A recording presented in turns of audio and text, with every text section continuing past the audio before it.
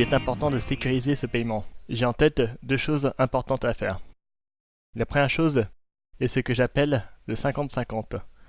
Cela signifie 50% à la commande, 50% à la livraison.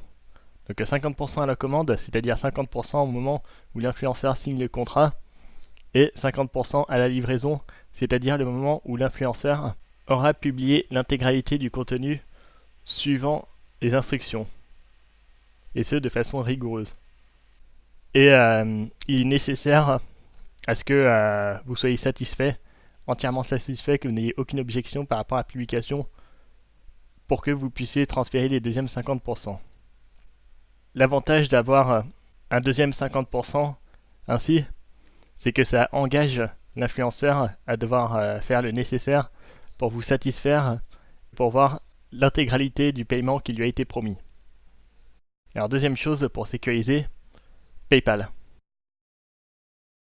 Il est important de faire tous ces transferts d'argent par PayPal.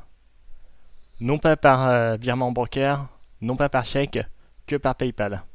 Et si l'influenceur n'a pas PayPal, demande-le lui de créer un compte PayPal. Et tant qu'il n'y a pas de compte PayPal, pas de partenariat. Pourquoi PayPal?